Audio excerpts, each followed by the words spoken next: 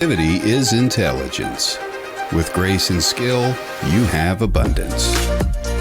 Welcome to the Psychic Hour. Host Kelly Brickle is a psychic medium, numerologist, healer, and teacher. Her passions are learning about the soul and energy. Whether through spirit, emotion, or vibrational numbers, there is always a pathway of information waiting to help. Now, here is your host of the Psychic Hour, Kelly Brickle.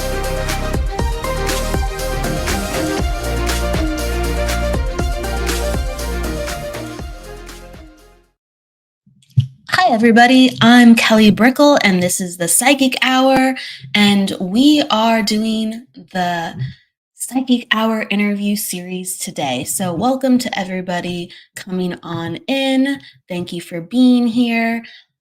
We always start with the topic of the day, and then away we go with talking with our lovely guests. We have Calise Simone on today, and she is a psychic medium teacher, and we're going to be talking about all things energy, meditation, and what else naturally comes up along the way. So I'm really happy to have her today. Hello, Jennifer. I'm just going to call you Jennifer. Hello. And okay. So what comes to mind, because I'm always inspired every week, is really the theme of self-care. And I think this is important always to talk about, always just as an energy sensitive being. And then also we have the holidays, whether it's Hanukkah or Christmas or Kwanzaa or anything else that you celebrate, there's a lot more family at this time. There's a lot more connection, whether it's the celebrations or just acknowledgement of the busyness that is around you. Just the stores are even more busy. So we have to kind of increase our self-care with the busyness, whether it's a busier schedule or just a feeling of the change in the atmosphere. And there's many ways that we go about doing this. I really think honoring your space and knowing about your energy is paramount. And so there's different ways to acknowledge that, to honor your walking space or to acknowledge your sitting space. And a lot of times we acknowledge our sitting space. Like traditionally, we can sit in the power or meditate or just take a few moments to decompress. And then there's our walking space. And a lot of people don't necessarily or actively, like consciously, interact with others and themselves when they're up and about and moving. And we sometimes, when we sit, when we meditate, we think, okay, I'm going to take this with us.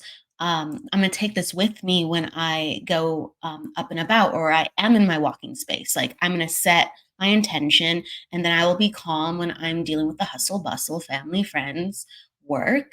But there's an active element to when we are out and about and we're in the world, and we can meditate when we're walking. We can have intention when we're walking. We can manifest when we're walking, and we can know who we are as we are actively being out in the world. And there's always these tweaks, there's always these acknowledgments of imbalance or balance. Hello, Kevin. That you will have either fun with or go, oh my gosh, or be overwhelmed in your energy.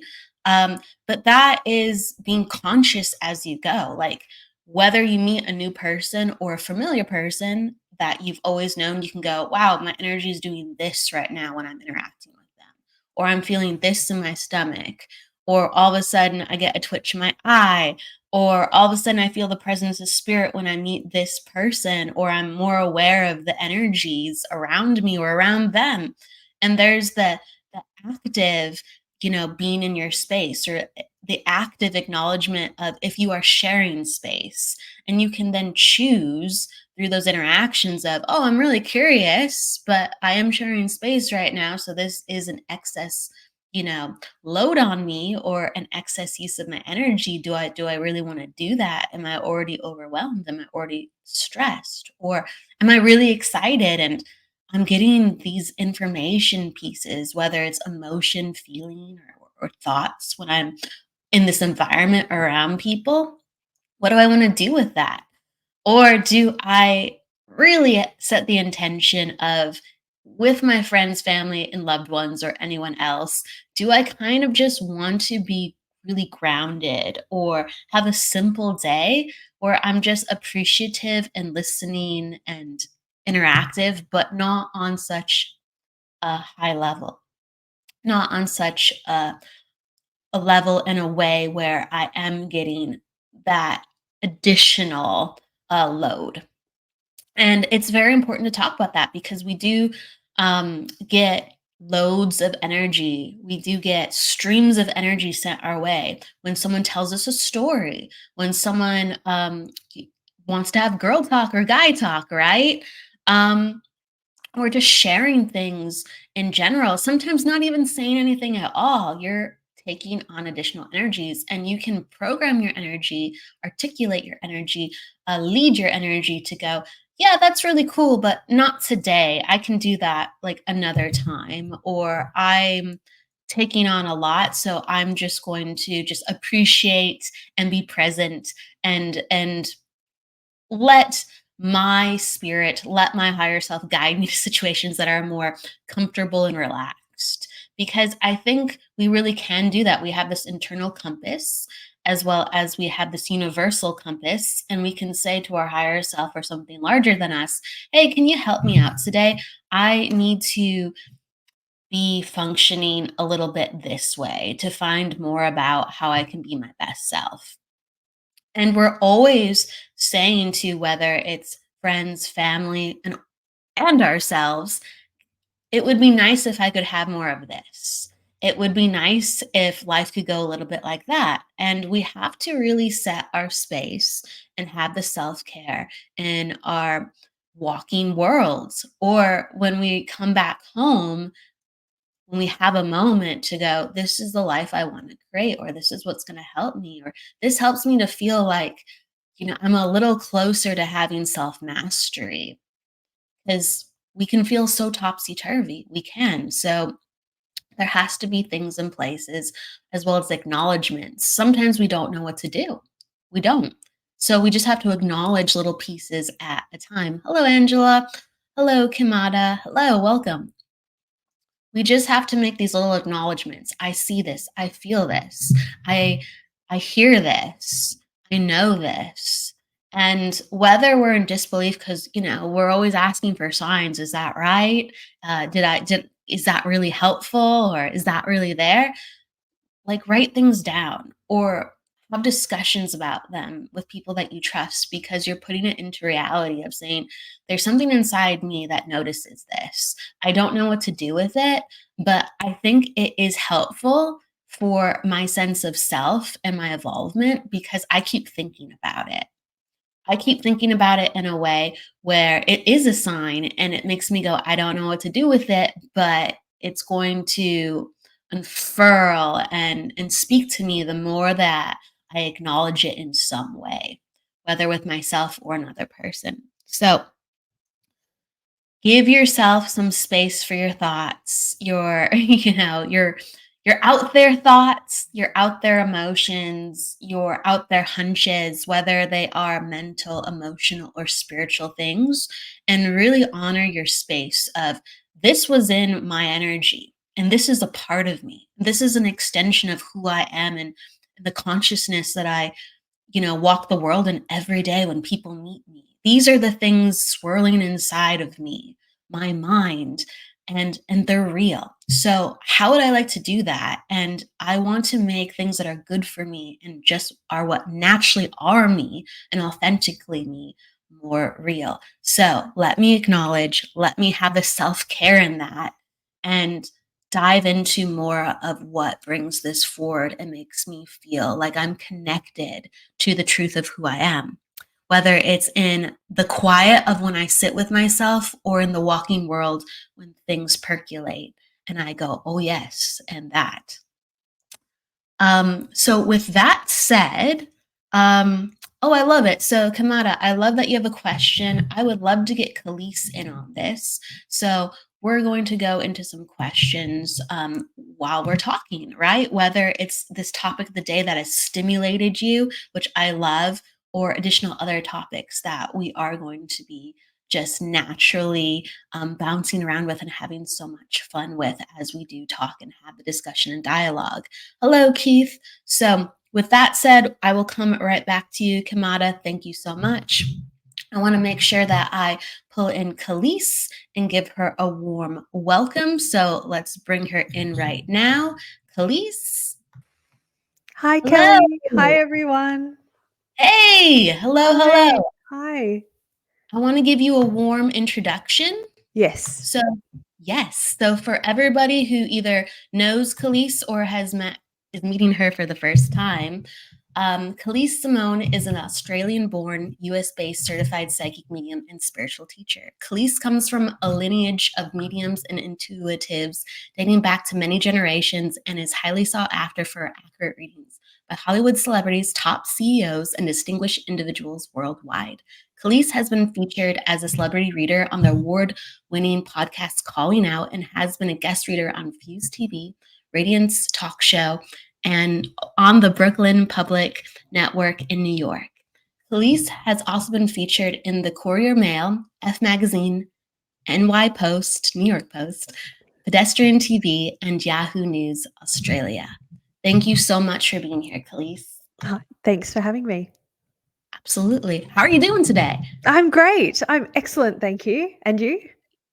I'm good. Are you floating like a feather?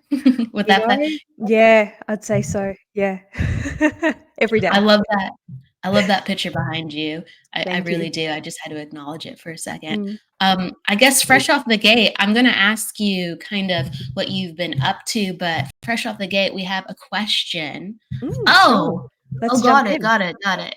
Oh, it was a reading question. I didn't grab it. I didn't see it.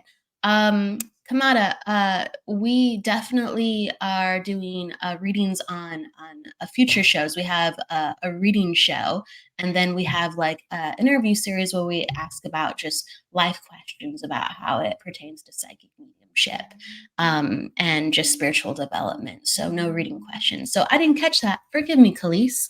The energy, Mercury's in retrograde, girl. I'm so sorry. Yes, we are definitely in a pre-shadow right now. So yes, things will happen. Yes. Have you been feeling that too? Yeah. Every year or every time it comes around, you always think like, oh, it's not going to happen to me, or I'll rise above it this time. I'm prepared. And then, call after email, and then things get rescheduled or something's running late. And you're like, yep, just going to surrender to the energy because this is just how it's going to go for the next few weeks. There's nothing you can do. You just got to flow with it. For real. Hello, Cara. Hello, Mike. I don't know what it is, but I'll go like, oh, like I feel the wonkiness, and all of a sudden I find myself doing something. I'm like, whoa. And then all of a sudden we are here. And isn't this funny? Isn't this funny? So thank you for working with my topsy-turvy Mercury in retrograde energy. Anytime. It's always a pleasure, Kelly. As I said yesterday, I can talk to you for hours and hours and days on end. There is so much to cover. There is. One of the areas that we wanted to dive into today was talking about energy and meditation. Absolutely. And how that can help with spiritual development or self-care even. Yeah. So, I mean, it really ties in wonderfully to your opening about self-care around the holidays, because when we are going from thing to thing to thing, it's so easy to just forget that we have needs and we exist. And it can be as simple as just having a quiet moment where you just sit, because we don't do that anymore, do we? We always grab our phone, or we're looking around, or we start scrolling social media. I can't even remember the last time I saw someone just sitting and waiting. I feel like I'm a bit of the odd one out. Maybe we bring a book, but there's actually large amounts of healing and awareness that can happen in just a very short space of time, just 2 or 3 minutes of sitting quietly. And one of the exercises that I encourage my students to do in the very first week of any course is just have time where you sit.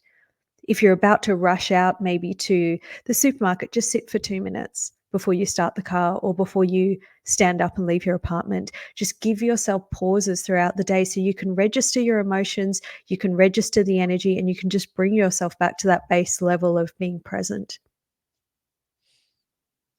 And when you find that you've returned to your base level, what do you feel within your body or think within your mind that you notice is drastically different?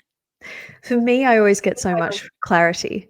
So I suddenly am able to register what's going on. And I do see that and I hear that from other people as well that, when you're moving through that adrenaline, you're going from thing to thing, you become clumsy, you might forget things, and, you might even say the wrong thing or not make decisions. Sometimes when you're really busy and you just say yes to something and then you think, "Oh man, I really wish I'd thought that through because I don't want to do that thing and now I've either got to go back on my word and change the plan with that person or now I'm just involved in something I don't really want to do." And so, having that part of so there's different parts of our brain that do different things, obviously. And when we make decisions in an instant, when we're in a fight or flight adrenaline style mode, we make them from a place of reaction. So the actual pathway, the neurological pathway in our brain goes directly to the medulla oblongata area and then bounces back. It just goes into input, impulse, react, problem solved. And we don't actually go through the frontal lobe and into that logical processing cortex of our brain to make those decisions. So when we slow down, when we give ourselves a little bit more time to just process daily input, we start to respond rather than react to our environment.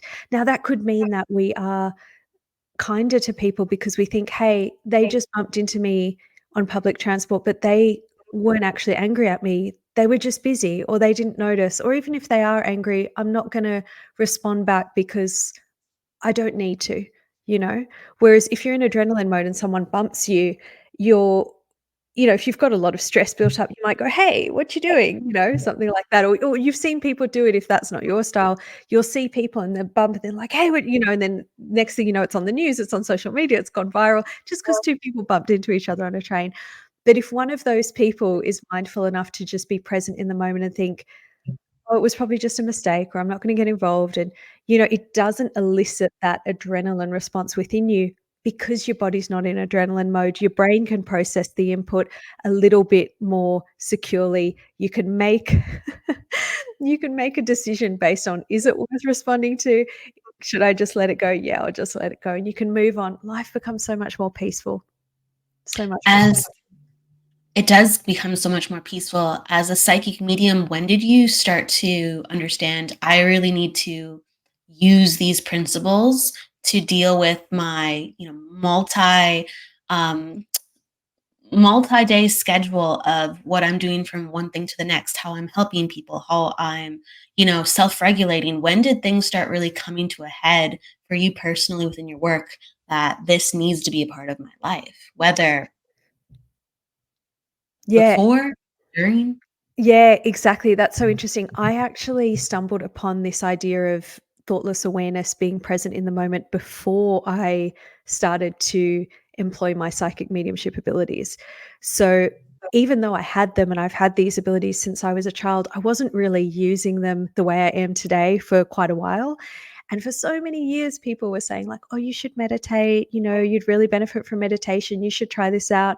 And I was like, "No, that's all weird spiritual stuff. I don't want to do that sort of faffy woo woo, like, I don't want." I was so skeptical too, even though, well, that's another story for another day. If you guys have heard my other interviews with Kelly, you'll know a bit more about my story. But I just really wasn't interested at all.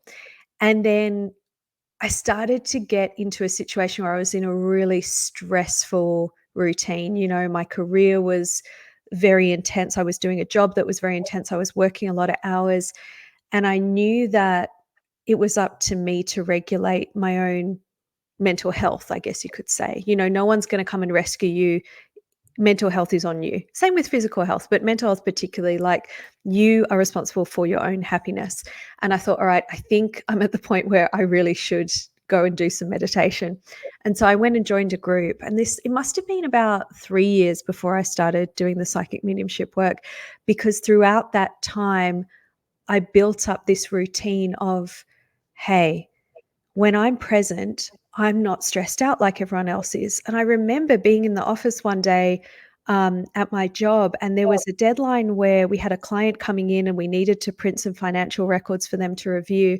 And the manager I was working under was so flustered, and she was really like, I don't know if she was like being rude to us, but I definitely felt aggression coming from her. She's like, do it faster. Da, da, da, da. And I said to her, the document's printing as fast as it can, and I'm putting it together as it's coming out of the printer. Like, it's going to be okay. And I just didn't feel the stress, and I wasn't picking up on her stress, and I wasn't getting into her frequency. And she got even more angry about it. Like, the more calm I was, the more she snowballed. And in the end, I just stayed calm because I wasn't stressed. Like, the document was going to print as fast as it could print. I was putting it together very efficiently, and the client will just have to wait, And in those moments, you realize, like, being stressed doesn't actually solve the problem, and feeling that energy doesn't solve the problem. So, I did efficiently put it together, gave it to her. I was like, it's ready. There you go. And yeah, it didn't go down well with her, but I knew in that moment, wow, this is the difference between letting the energy get to you and being present in the moment. And I definitely wasn't being slow in that moment. I was doing everything efficiently, but that was the beginning of me understanding that if you do the work, you can handle stress so much better because it just doesn't get to you. It doesn't, no. Do you find yourself resetting before you're going into appointments with meditation, or do you find yourself starting your day with meditation so you don't have to reset and check in and have this constant need for balance? I actually have structured my life in such a way that I avoid getting into situations that get me to that amped up level. So, if I have readings during the day, I will do something peaceful in the morning to make sure that I'm on that sort of peaceful level. And it's not even really a calculated conscious decision. It's just something that I prefer to do. If I've got some errands to run or I've got some shopping to do, I'll do that after my readings. I'm not going to do that before, so I can stay in that calm state and just be really present. And if I am in a bit of a worked up state, or, things have gone really wild and I do have to reset, I'll reset before a reading. I actually find the best time for me to meditate is mid-afternoon, because if I meditate in the morning, and this is just me, everyone's different, but if I meditate first thing in the morning, like sit up in bed and meditate, I fall asleep. I just cannot stay awake. And it's happened many times, and I thought, maybe I'll try again. And a few weeks ago, I was like, nah, I'm better than that now. I'm mature, I'm older, things have gotten better, I'm better at managing my energy. And of course I fell back asleep, and I was like, yep, still the same. Things haven't changed. So I find as well, if I meditate right before going to sleep, because that's another thing that people really recommend and some people find very helpful. But for me, because I have the mediumship ability and it's quite strong, I find that I will see spirits all night if I meditate before I go to sleep. It opens me up to them. So I find mid-afternoon, early evening maybe, then I can make dinner and go about and do my things, and I have enough time for my energy to settle before I have to rest and really relax. I do feel there's many different types of meditation, but I do agree with you. Usually when I meditate, I open up my awareness. And so I'm feeling more alert, even if I'm calmer, even if I'm more settled, or even if I go, wow, I just released something. So I do feel more soothed. There's a part of me that's just a bit awake. And right, the conduciveness to sleeping, I agree, it makes it a little bit not as needed at times. So okay, your peak preference is in the afternoon.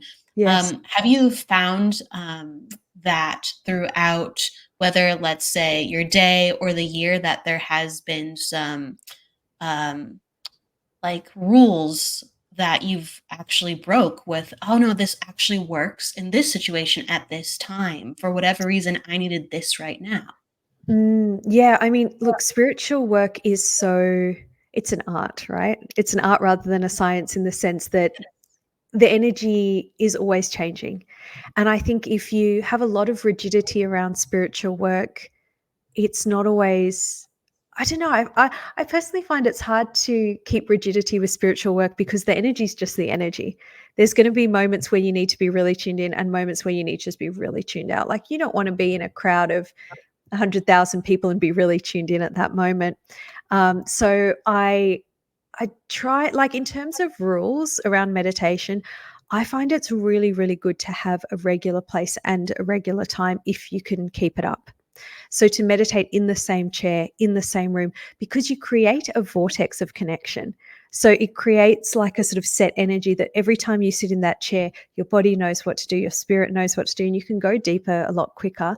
I also find meditating in a group environment is much easier than meditating on your own, particularly when you first get started.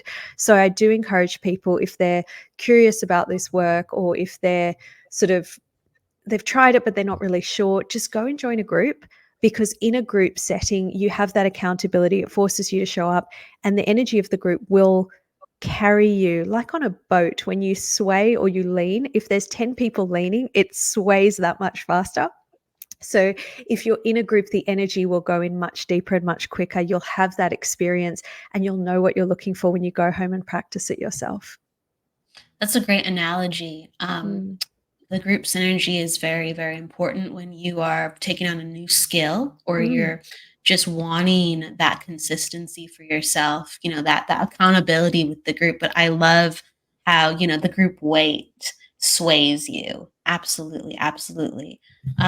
What I is your favorite? Oh, go ahead, please. I was Yes. just going to say, I think it's also really important to remember, for anyone who's listening or just, in general, even as a reminder to ourselves, you can meditate anywhere at any time.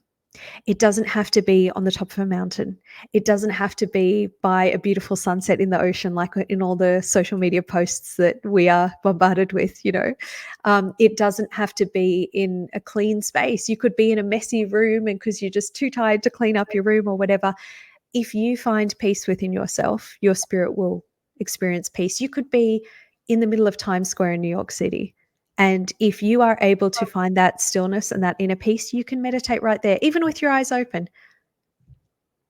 You can find that stillness and inner peace. It's true, even with your eyes open. I was gonna say, if you Mm. had the most beautiful sunset in front of you, it almost would be distracting because you'd be so grateful of what is before you.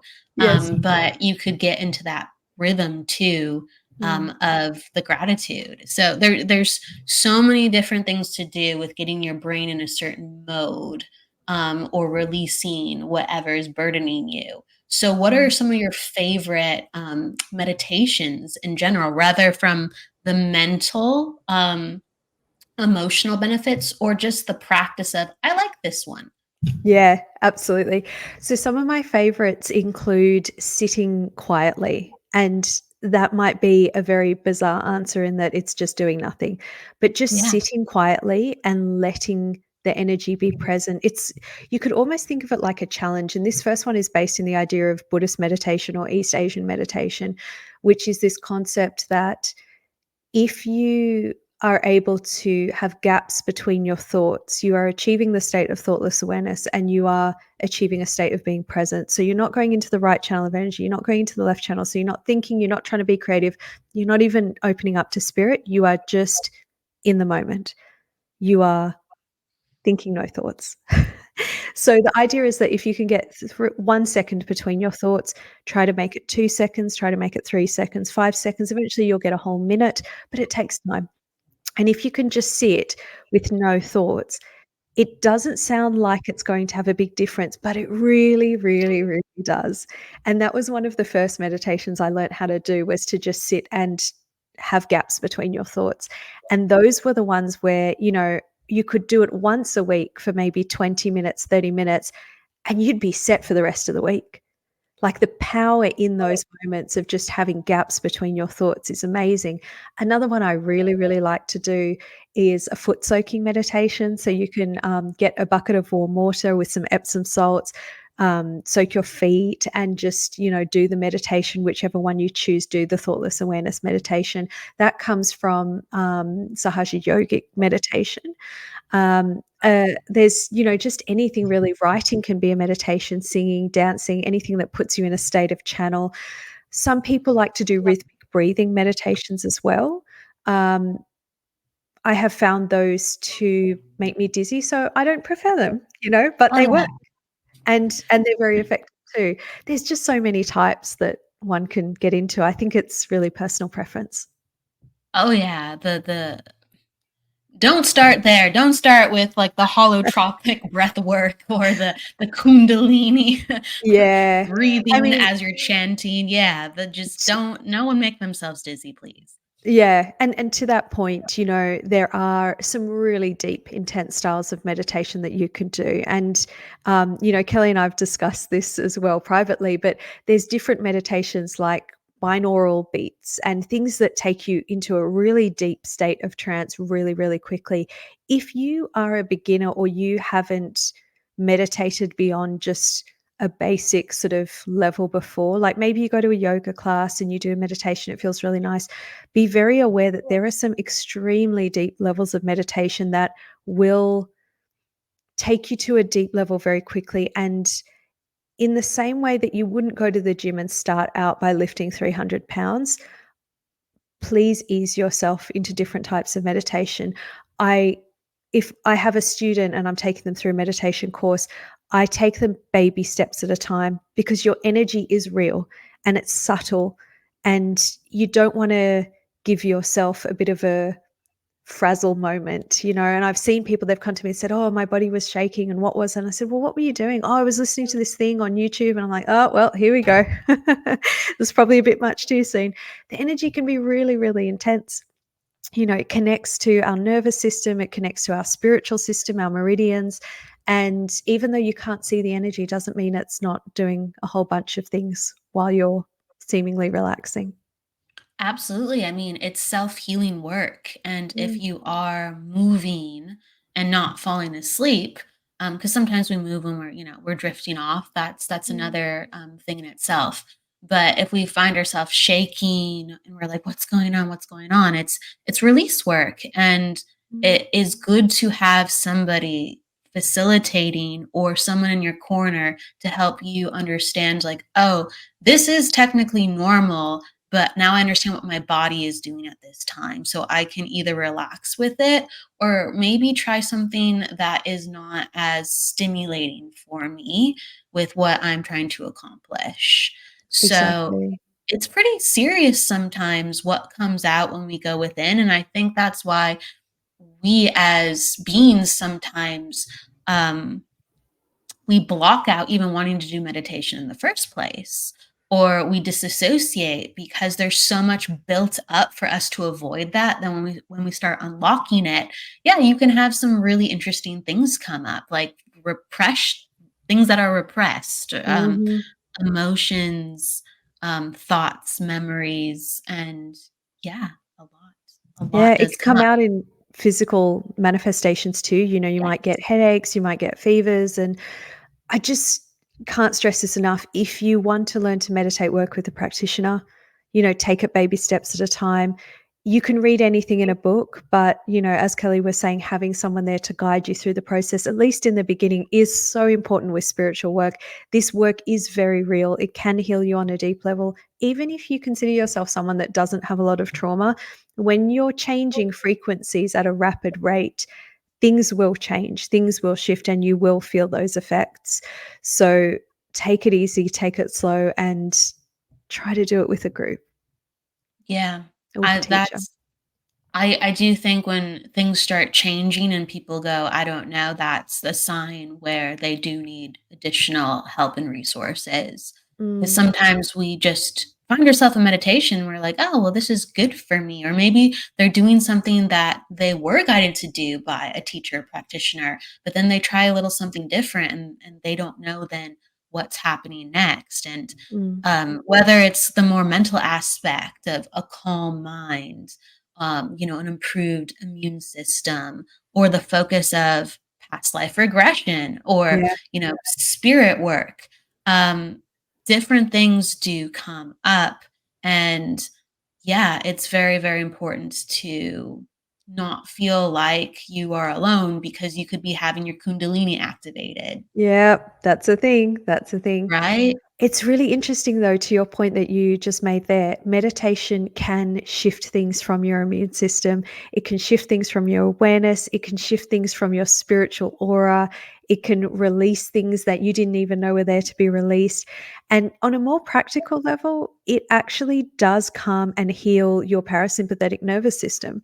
So, and there's plenty of scientific studies out there to show that. But even if you feel like, I really don't want to do this, I'm not interested, that's generally because, and I'm talking from personal experience, if you're in that state of I'm so not interested, you're probably the person that needs it the most, because it's so far from a usual thing that you would do that you are way overdue to start meditating. Yeah, it's such on the most basic level, it's just a thing that helps. It's It literally really a does. thing that just disconnects you from the busyness and reconnects you in a way where you go, "Oh, well, that's a little easier." And of course, you can go so many different directions with it, but on a basic level, if you are avoiding meditation, that does speak to something in you of what are you avoiding in general. Yes, how many other things are you avoiding? And I was thinking about this earlier today, if somebody asked me, why is meditation important? Like, what does it actually do? One of the first things that came to mind was, okay, if you miss a night of sleep, or you have like a really average night of sleep and you wake up really tired the next day, have you ever noticed that everything the next day becomes really hard? Like, just making breakfast becomes hard, getting dressed becomes hard, texting your friend becomes like, everything's just so hard. And those are the days where we're like, oh, the day is dragging. No, well, actually, you're dragging because you didn't get a good sleep. Now, if you think of your spiritual body as a body, it needs recharge as well. And meditation is that recharge for your spiritual body. So, when you give your spiritual body the opportunity to meditate, what you're doing is you're giving it that little boost, and you're giving your physical mind little gaps as well. So, what tends to happen, or what I find has happened by meditating, is my psychic ability, my intuition went through the roof. Like, so much more psychic, so much easier to hear spirits, so much easier to tune in. It's just like bam, bam, bam, bam, bam. So, that was one of the first things I noticed. The second thing I noticed was patience. Generally, I would have said, I'm not really a patient person. Bring in meditation, I've got all the time in the world. Yes. And you'd be Yes. thinking, like, how can someone change so much just from one small thing? Try it out. You'll see. You'll see. Sleep. It's hard to get to sleep. If you meditate and your spiritual mind, your energy, and your parasympathetic nervous system get a little restart, your sleep will become deeper and more continuous. You'll also find that your body releases less stress hormones and less stress chemicals, so that inflammation starts to go down. Inflammation affects our brain function, it affects our joints, it affects our skin. So your skin will get clearer. This is what people have noticed, like their skin gets clearer, they become just like more happy, they can think clearer. They find that just general movements and exercise becomes easier. But one thing that I always joke about is, when I'm taking people on a meditation journey, is you will start this journey and you'll be yourself and you'll be like, yeah, all right, I'll give it a go, whatever. And by the end of the journey, when you do these meditation courses, is you become the guy that goes, oh, isn't the sky beautiful today? Oh my gosh, there's a flower. Wow, I'm so happy to be alive. Brushing my teeth is the best experience in the world. And it's like, who doesn't want to be that guy? Your frequency in general just raises up. And if you're the kind of person that loves manifesting and understands this idea that what you put out is what you get back, and that you can only connect to things that you are the vibration of, meditation is your secret power. Like, that's your secret superpower, because you are now going to be able to keep that higher frequency throughout the day, connect to more amazing things, attract more abundant opportunities, and just have a better time all around. That's what we get as psychics with our spiritual work and mediums, is we're constantly getting this tap into spirit. It becomes quite addictive, it's a bit of a drug sometimes, because when we It's a get very those, feel-good experience. yeah, it really is. We not only get that energy from the spirit world, but we get to help someone in the process. It's like, oh yeah, giving readings is just wonderful in that way.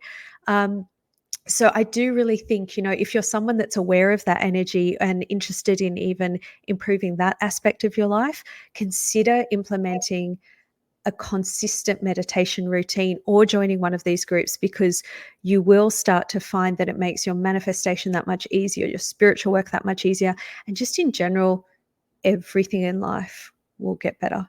I Just think everything when starts to get better. everything does get better, because this really does change your relationship with perspective and consciousness. Like you talked Mm, about earlier, how like when you're offset, like you don't have a good night's rest, for instance, you're like, oh, this day is just so crappy. But really, it's like our energy is all like, meow, meow, meow, meow. yeah. And we really learn how to change our relationship with time and space. Like we can slow things down, we can infuse our energy into environments. We can reset our own environment. It changes our perspective and our relationship with the world around us. It really, really does. And I know from a reading perspective, so I'm going to say it like this. I think when you have a good relationship with meditation, you can infuse mindfulness very effectively. Oh my gosh, yes.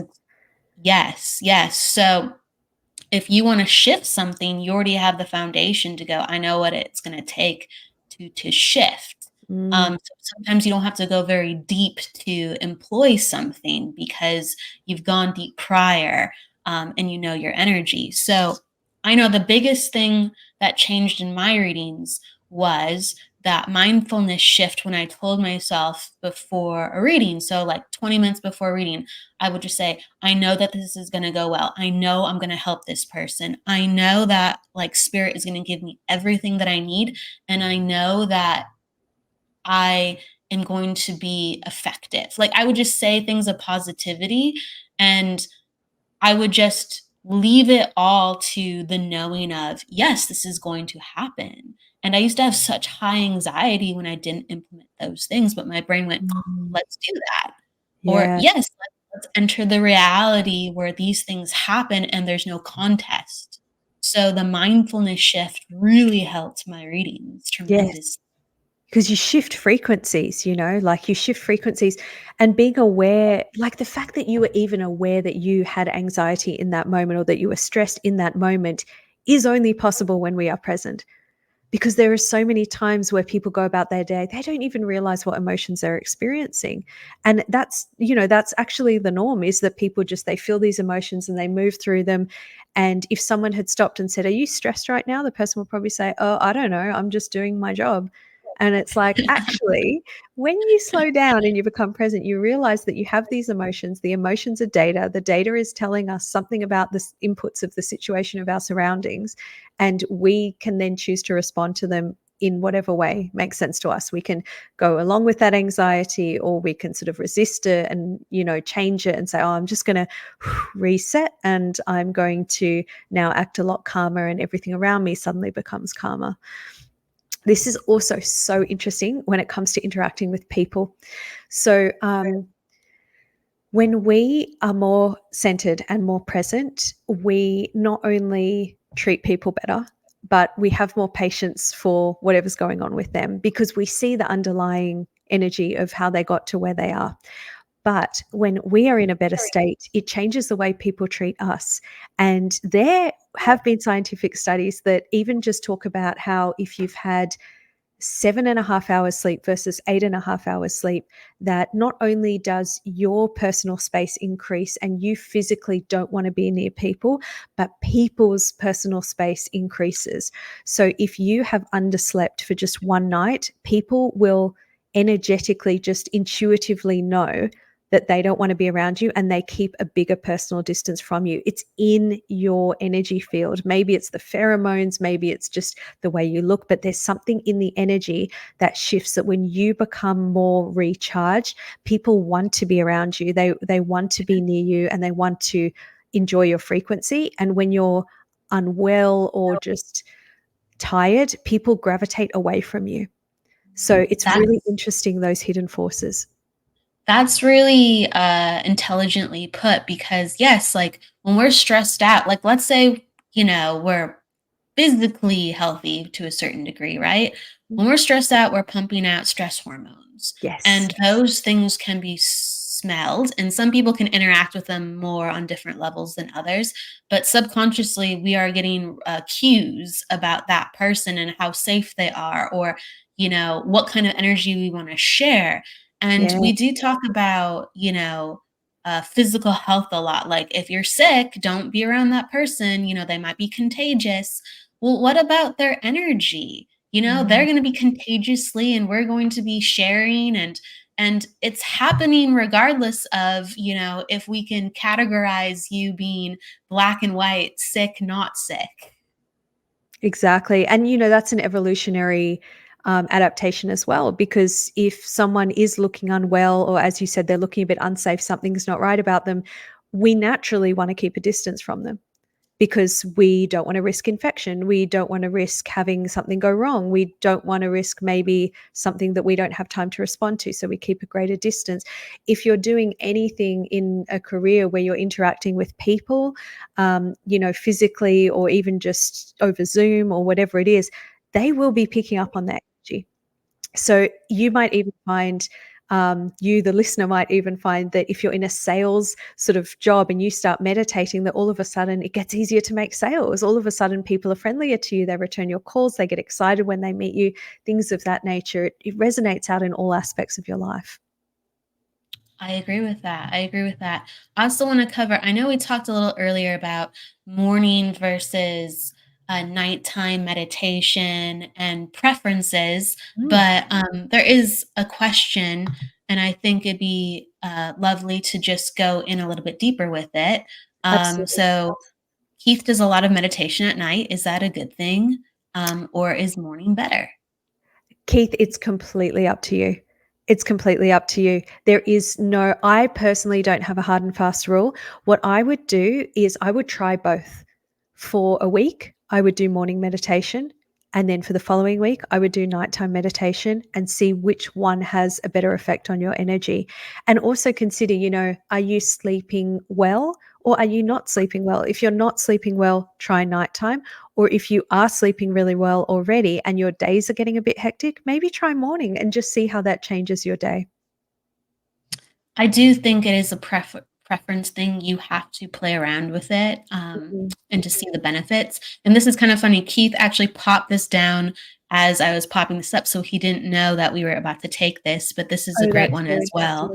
fascinating. He's talking about, I found that at my job, I need a minute, but I can't get it. I try to go back and just breathe and relax. So, something that comes to mind, and I want to give this over to Calise too, is when I find myself very busy at work or in whatever environment where I do not have time, but I crave it, I use the bathroom as a little sanctuary, whether it is shared or whether it's like isolated. Right. I will go, okay, I'm going to reset my energy. And I'll try to employ any way I can do it, whether it's closing my eyes and I'm just in the stall and it's separate, Mhm. or I literally just go into the bathroom, not to go to the bathroom, just to literally shut off the light and just go, this is a quiet place where no one else is. So I'm going to give myself 2 minutes to strengthen my aura, Mm. to calm my nervous system, to say a mantra that makes me feel centered. So use whatever creative places you can get yourself to that are just calmer for a second so you can reset. And Khalees, what would you recommend to as well? Yeah, so it looks like Keith's asking what he can do in moments where the job is overwhelming. He doesn't have a minute to himself. He just needs a break. And like the old school thing where people would go out for a cigarette, just like anything, just to get a break from the routine and a break from the energy. It's not always possible, particularly in today's day and age where everything moves so fast. We're getting emails, we're getting texts, we're getting phone calls, and people are probably throwing things on your desk or however your work environment is. Kelly's suggestion to go to the bathroom is an excellent one. If you can't even do that, like let's hypothetically say that it's so intense you can't even get a break to get up from your desk, one thing you could do, which is works every single time, and it's going to sound ridiculous, but try it and you'll see, smile. a big cheesy smile.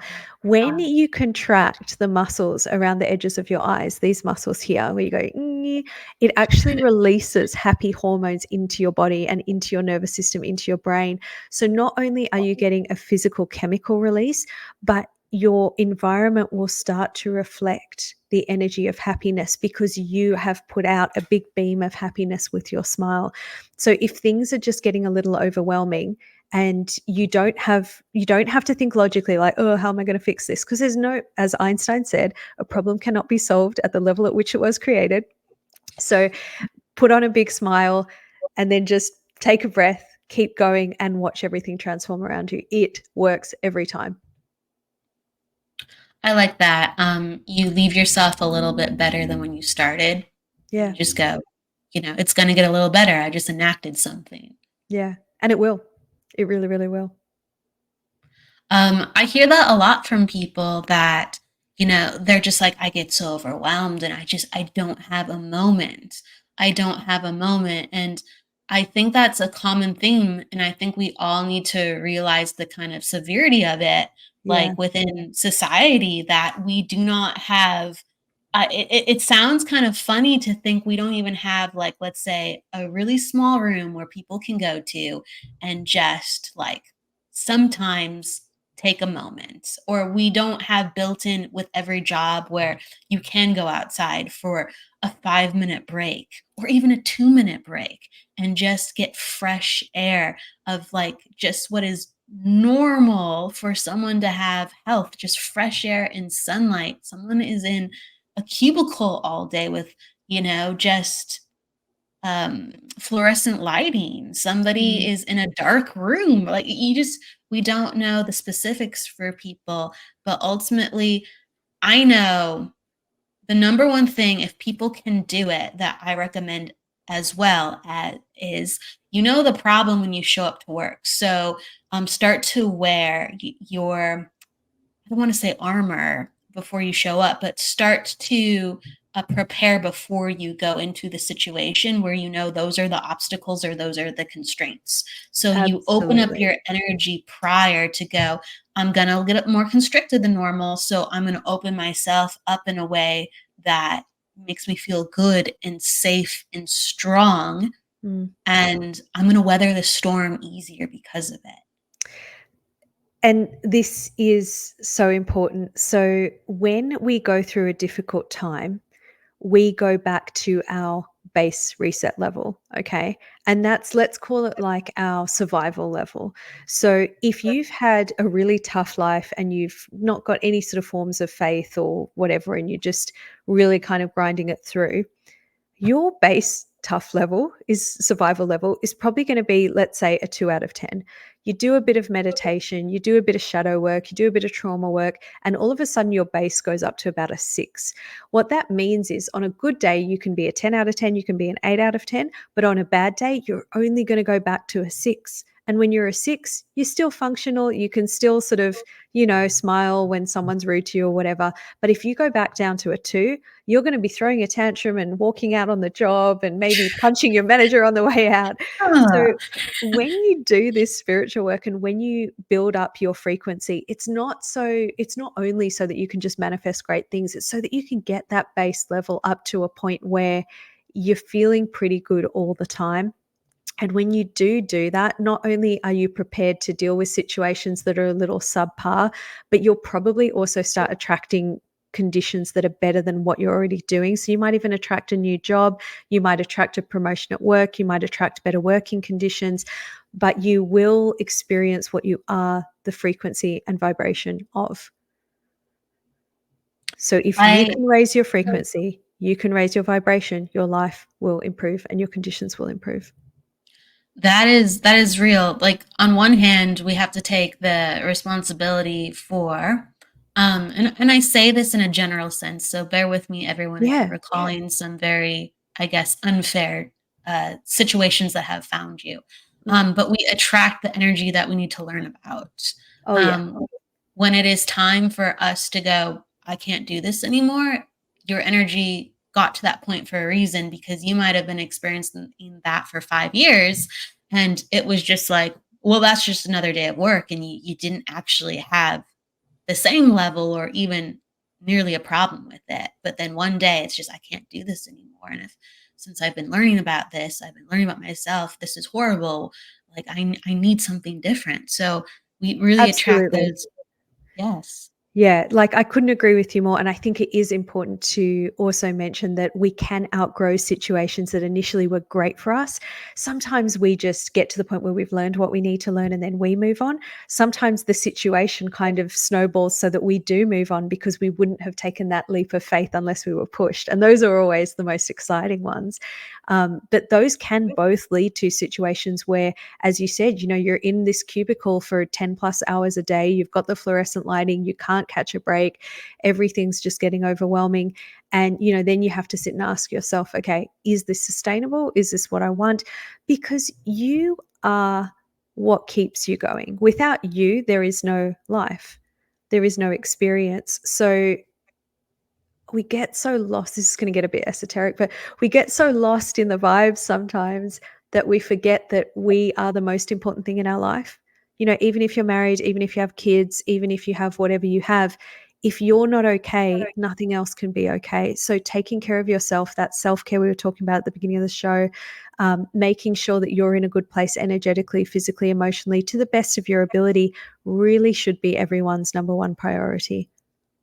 Absolutely. And this is the place for esoterics. So uh, it's very on point and very clear with what we're talking about, actually. Even Yeah. though, yeah, like we go, oh, our energy. And I was just talking about, I'm getting overwhelmed, but it's all Mm. so connected. So just, yep, this is what's going on. Whether we are spiritual with our analysis or just feeling based with oof, oof. I also really want to mention that a lot of the time, and I'm guilty of this too, so I'm putting my hand up as part of this club. We sit there and Maybe we I am say, too, so. yeah, I don't know, you let me know. Oh, I don't have any free time in the day. I'm so busy. I've got so much to do.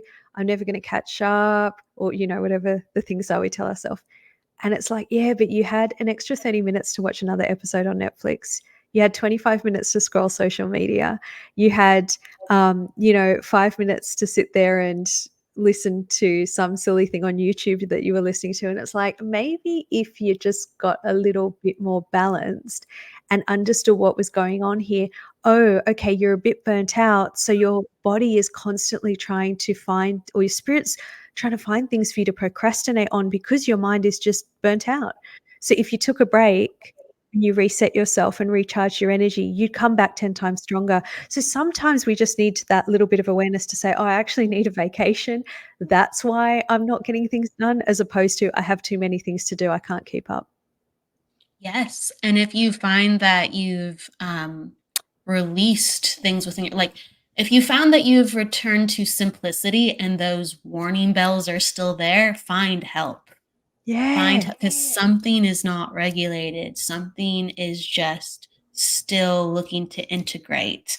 And Mm. so I think that's kind of the number one thing. Like everyone's getting warning bells, whether they're taking on things or there's distraction within life, or whether they're just like, I don't know what to do. Everyone's getting warning bells where I can't go on like this, or this does not work for me. Mm. Exactly. And when you get clear enough in the meditation, I think like even when there's distress and the warning bells, the meditation creates clear languaging for yourself where you can't deny the type of help that you need or deny a little bit of the understanding that needs to take place. I would almost say it's like putting on glasses. Yes. Once you know that there are glasses and you can put them on, then you're just choosing not to wear them after that. It's like you're in a okay, I'm gonna go further. You're in a forest and all you see is these trees, right? And you're like, "Oh, there's so many trees. I'm in the trees." You step out of the forest and you look back and you go, "Oh, I was actually in a forest. I had no idea. All I saw was trees." Right? The meditation is stepping out of the forest and looking at your life and going, "Oh my gosh, I live in a forest. I had no idea." Then you go back into your physical body, you're back in the forest, and you're like, "Okay, I can choose to live in this forest, or I can choose to walk away and get out of this forest and do something else. But without the meditation, without that moment of perspective, without that small gap of being able to step back and go, oh, I'm in a forest, you had no idea. You had No. no idea. You had no idea other than what the heck is going on right now. Yeah, because you're just hanging out in the forest, which is not bad. I'd be all right to hang out in the forest for a bit, but there's going to come a time when you want your cozy bed and a nice dry roof over your head and, a warm blanket. Yeah, it's important to have tools to identify whether it's the solution or the problem of what is going on around you. Of A course, yeah. question that I have additionally for you is I have a lot of people, and I'm sure you do too, within learning to become like a psychic medium, whether it's like, from the mentoring aspect or just learning more about their own energy, right? And doing energy exercises. There's a knowing that they need, let's say, the meditation or the energy like shield to help secure their energy management and other things like that. But they find themselves then forgetting, or they find themselves going, well, I didn't do it today, or I knew I needed to do it, but I got overwhelmed, or I did it for, let's say, a minute, but it didn't work today. Do you find that I hear these things a lot, and they're Mm, very understandable. mm. My goodness, I deal with them myself. Sometimes I go, I only gave myself a minute. Right? So they're very understandable, and there's a lot of compassion in this. But what is your advice, or what have you seen when you've come across this too? I've got 2 responses to this. One of them is compassionate, one might not sound compassionate. Fair So enough. this is Fair enough. so this is the thing. It's like choose your own adventure, pick whichever response suits you. Both of these are true. The first thing I'm gonna say on this is there's gonna be days where you just can't meditate. There's gonna be days where you sit there and things are coming up and you just can't do it. You just can't do it. It's like going to the gym. There's gonna be days where you show up at the gym, you get on the treadmill and you're just like, "I gotta go home. I don't know why. I just gotta go home." Maybe you're coming down with a cold, maybe you're just exhausted, maybe your body just doesn't wanna do it. You have a choice at that moment. Do I push through or do I just leave? So it's okay to just leave.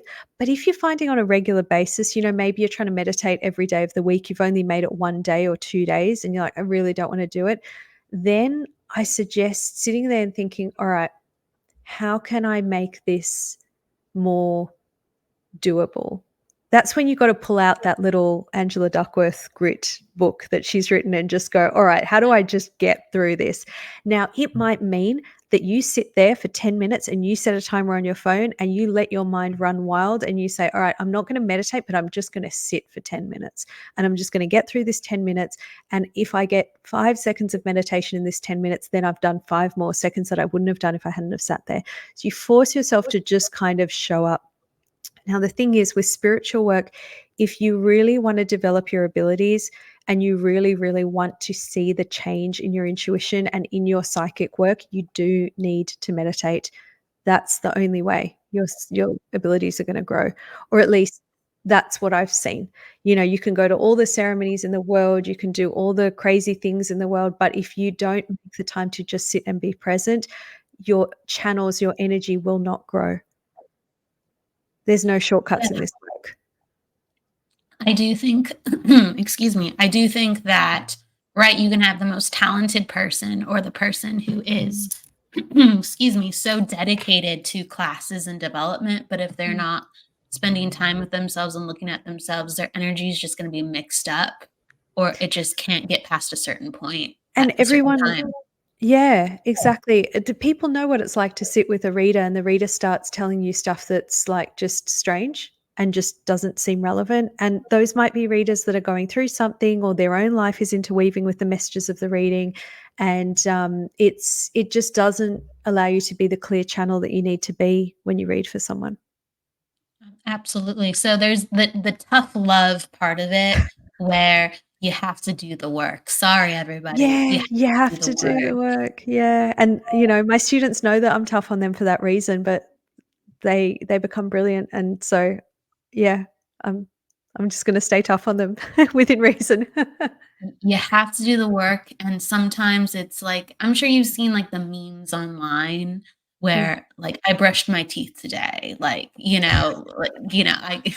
or "I got up out of bed," or sometimes it's just the little things. It's like, if again, we can get somebody meditating for a minute a day or a minute on the weekends, the mm, body craves naturally more. So you're just going to just set a space to just open up something that's already so natural for yourself.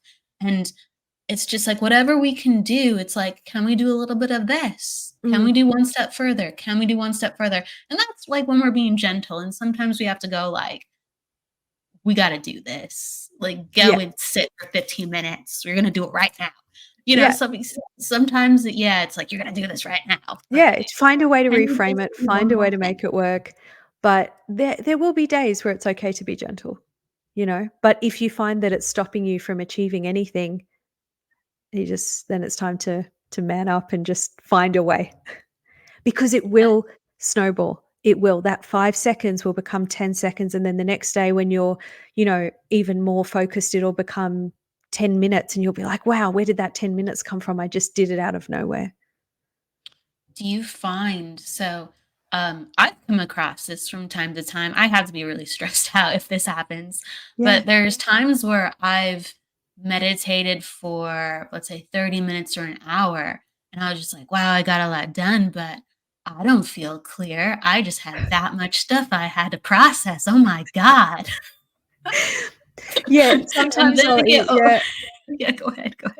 No, I was gonna say, I know what you're talking about. Sometimes I'll even cut it short and just be like, "Oh, that was a really big thing that came up. Now I just have to sit and process what just came up. I need a break." Like you dip in and then you're like, "Whoa, okay, I need to dip out of that. That was woo." But, Yes, you dip out that's of it and finding you're your like, routine. "I couldn't meditate effectively because now I'm aware of this, which I needed to be." Mm. Excellent, and then you feel yeah, you feel a little bit discombobulated with the minute like, sometimes we have funny, like, pattern breakers even when we have consistency in such a thing to set up, wellness.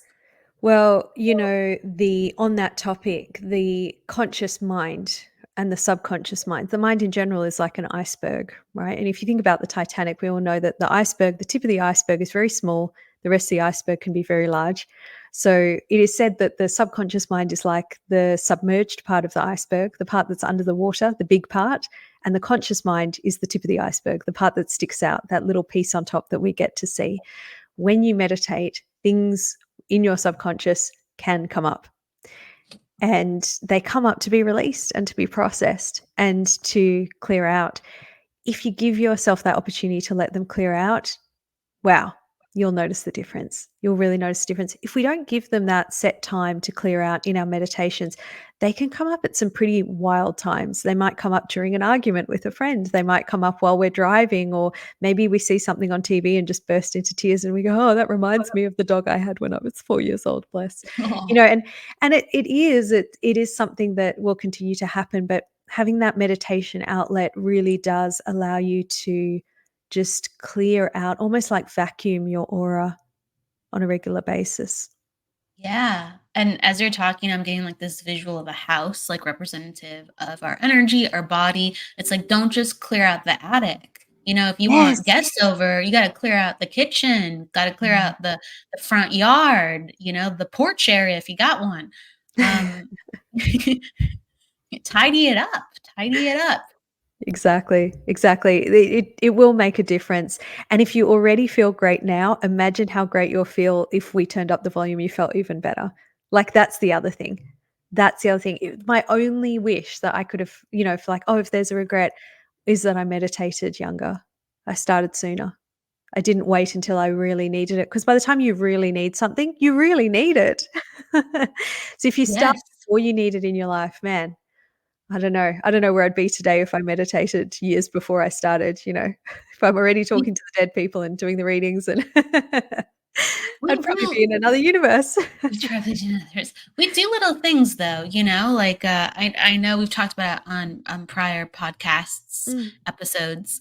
yeah. Um, but you came into your psychic mediumship and you're just like, oh, I just thought that person was there. I just thought that was a part of reality, and I'm starting to learn that, other people don't function this way. So I'm sure you were doing things that you didn't even know was putting you into meditative states, or Absolutely. you would right, like you had these ways about you that helped to make it conducive to be who you were at a younger age. Yes, absolutely. Music was a very big one for me. So I've always enjoyed music and played instruments and things of that nature. Also, being around crystals growing up, I've always had crystals around. Um, Art, drawing, things of that nature. And I started doing yoga when I was 14, when I was in what you'd call middle school, and before it was even a thing, before it was in California, before everyone else was doing it, when it was still kind of like this weird thing that no one had heard about.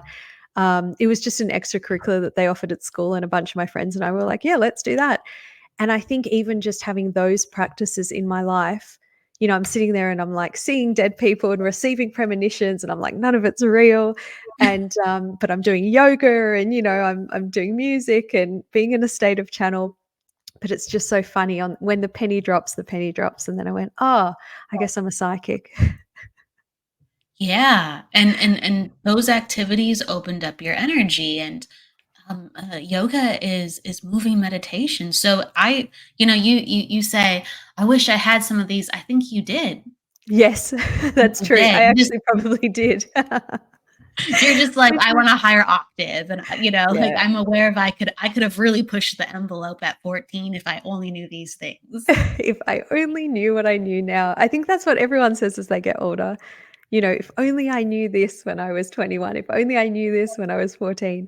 But that's what makes life fun. It's the journey, isn't it? It's the adventure of uncovering the mysteries of the world. Exactly. You'll never know the next thing you'll find that will make you say, "I wish I knew about this 20 years ago." Of And course. that means you're living a good life then, if you stumbled upon that.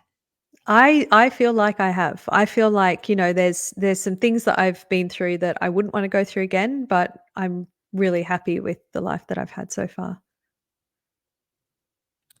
I think that is a blessing to have all these tools in your corner and this awareness, and that you are paying it forward. And speaking of that, what do you have coming up for the new year, even, or if you Yeah. have something that you're building right now that you want to share with people?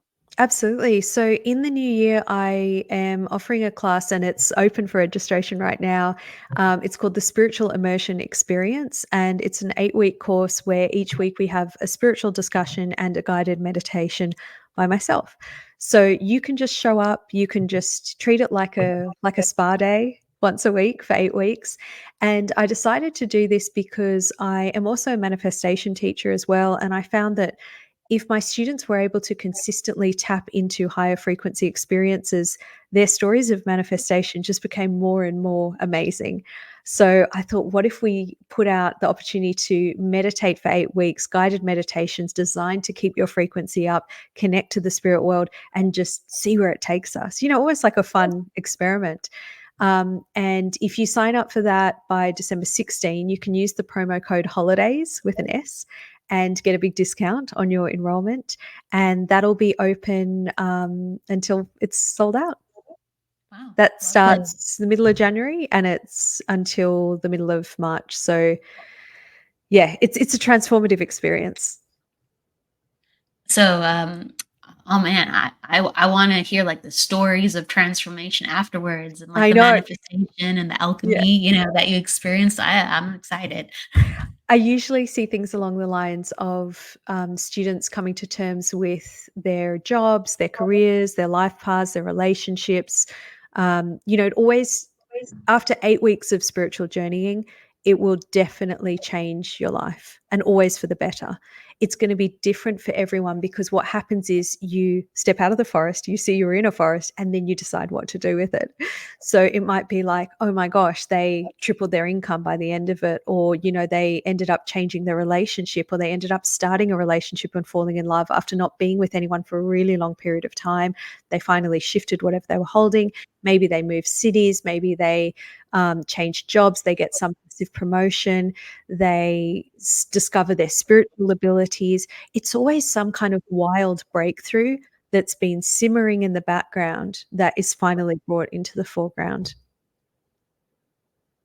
Sign up for the class, everybody. Yes, come join me. I can't wait to see what happens. Come join your future, and it's facilitated by the lovely Calise Simone. So where can people find you too if they want to connect with you on social media, your website, of course? Yes, absolutely. So on social media, it's my name at Calise Simone. My website is calisesimone.com, CaliseSimone. Or you can always just go to Calise pages and you'll see my face. You can click through there. But yeah, social media and my website is usually the easiest way to find me. Excellent. And it goes by so quickly, but I always give the guests the last word, whether it's spiritual inspiration or something off the cuff. Okay, the last word moving up to the holiday season that I would like to share is to allow people to show up in their best vibration. So when we go into a holiday setting, we might be thinking, oh, I've got to see Uncle so and so, or my cousin, or a sibling that you don't get along with. Keep in your mind a space that you hold for that person or that scenario where you think, okay, what if it could go well? What if it could be awesome? What if it just won't go bad? Just give that opportunity for the energy to be neutral when you come into that next situation, and watch how people around you show up. Now, if you do a quick meditation before you do that, then yes, you'll probably be in an even more calm, aware, present state to allow that to unfold. But even if you don't have a minute to just sit, just allow yourself the opportunity to rearrange your thoughts and think, okay, what if it turns out to be a good day? What if things don't go wrong today? What if things actually go really well? And watch how things change. I think that's very helpful for the holidays coming up. Excellent. It really is. Everybody try it out and let us know how it goes. Whether it's Calise or myself, share on how you are resetting who you are with intention and what is going on around you. So thank you so much for being here, Calise. I appreciate you. Thank you for having me. Thanks everyone for listening. Absolutely. And with that, please, we will see you on Friday for the reading show, everybody. Enjoy your holidays. Go with love, luck, light, and don't forget to live, everybody. Thank you again, Calise. Bye. Bye.